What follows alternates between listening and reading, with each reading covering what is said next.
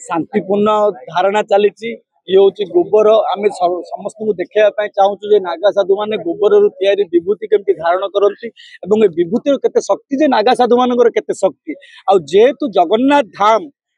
जगन्नाथ का देश जगन्नाथ देश बोली कहुशा को आते गुजरात रे आजीवन कारादंड कर दौरान गोहत्याकारी को ताले ओडिशार बरपुत्र विजु पट्टनायक ओडिशार नेताजी सुभाष चंद्र बोस को विश्व में मानुंट तेणुक मोहन चरण माझी गुरुजी जो सरस्वती शिशु मंदिर गुरुजी सी शिक्षा विकास समिति भारतीय शिक्षा विकास संस्थान सी जदि गुजरात ठार आ गोटे पाद आगू जाई फांसी डिक्लेयर करदे ताहले से विश्वर नेता हो पारे एवं नरेंद्र मोदी जदि विश्व योग दिवस कर गाव विश्वस्य मातर बोली शास्त्र कहूँ किंतु किसी लोक गोमाता को राष्ट्रमाता बोली दाबी कर भूल कर ठीक कर किसी ना कि आउ टे संस्करण करके कहवाक चाहूँ गोमाता विश्वर माता नरेंद्र मोदी को आम अधिक जाणीनु सी हूँ शंकराचार्य राजनीतिर तेणुक आम एति कहवाई चाहूँ गो हत्या नहीं चलेगा जरूरत पड़ेगा तो जान लेंगे जान देंगे गो माता को बचाएंगे मारेंगे या मरेंगे। पूर्व आम देखी चारि चकिया जान गो चलन होता कि बर्तमान आम जहाँ देखिलु 2 दिन तले जे रेल रे मध्य गो चलन होबाक लागि हाँ निश्चित भाव में अति सर्वत्र वर्ज्य जिते अति होती माने इति हो समय आसीगला भावतु 25/11/2025 राम राज्यर अयोध्या गेरुआ पताका उत्तिष्ठ हो गले जागृत हो गले गो भक्त माने गो रक्षक माने कहते गो हत्याकारी को फांसी दियो नचेत गो रक्षक को विष दियो आमर अभिमुक्तेश्वरानंद महाराज जी शंकराचार्य बोलाऊँ निजक निजे सी कहते जी शिष्य किसी भूल कर गुरु दायी सी जो कहले कि गो हत्याकारी को हत्या करके तुम फांसी माग आम कहूँ शंकराचार्य महाराज आपड़ जी कहे आम तो प्रस्तुत अच्छु किंतु आपण शिष्य को तो कहतु गो हत्याकारी को हत्या कर आम शांतिपूर्ण भाव में जमी स्वाधीनता संग्राम चली अहिंसा परम धर्म धर्मार्थ हिंसा सेवच आज मो पछर जो बस गो भक्त माने गो रक्षक माने राति राति अनिद्रा रही शिवरात्रि भाया से गो रक्षा कर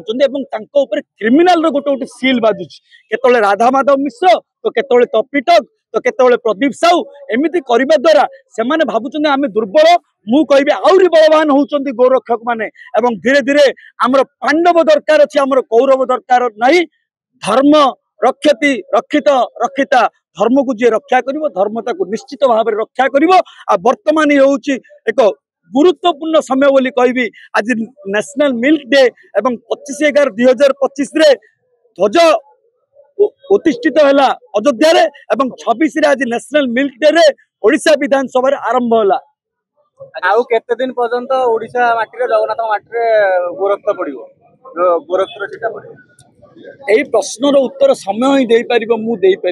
आउ केते दिन गोमातार रक्त पड़ो जगन्नाथ देश में गोवर्धन पीठ जो रही गोमातार वर्धन बोली आदिगुरु शंकराचार्य गोवर्धन पीठ ये प्रतिष्ठा करते सर्वक्षेत्राणाम राजा श्री पुरुषोत्तम उत्कल से समदेश नास्ति मही तले कलिंग युद्ध यही कलिंगर होता तेणुक आमर ओडिया युवक मैंने एत बड़ बड़ योद्धा अच्छा युद्ध में आम के दुर्बल नुह कि विरल नुह समय आसिले बहुत सरल बहुत जटिल आम देखु बहुत जगह पुलिस माने छाड़ी दौरान गोरु गाड़ी एमती कि हिंदू भाई सब पुलिस छाड़ू ना किसी पुलिस सुरेश कुमार त्रिपाठी बोली जन आईआईसी अच्छा रायकिया सी मत राति 12टार जो आंबेडकर लोक मैंने मत आक्रमण कले सी मत बंचेले सांगे सांगे डाकू डाकू बहुत पुलिस वाला अच्छा कांदी कांदी कहते बाबा एमती किसी कड़ा आईन ना जहाद्वारा कि आम फांसी देदेबू कि जीवन सारा जेल रखीदेबू से बहुत सरल आईन फायदा उठाउछन्ती आ जो आईन लेखाई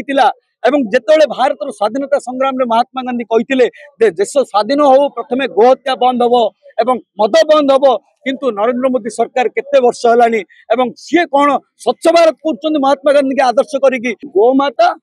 गोहत्या बंद हो आ मद बंद हो से मद कथा पछिता प्रथमे गोहत्या टाक आम संकलन भाव में नहीं एवं यही गोबर आपन देखुंत जो विभूति तैयारी होची साधु माने धारण करती आम शक्ति आम संपत्ति सबकि नारायण स्मृति संपत्ति नारायण विस्मृति विपत्ति आउ ए ओडिशारू विश्वर नेता हूँ मोहन चरण माझी आम अनुरोध करुचु गुजरात जब आजीवन कारादंड होची ताले ओडिशारू फांसी ऑर्डर देकी से आउ गोटे पाद आगू जान।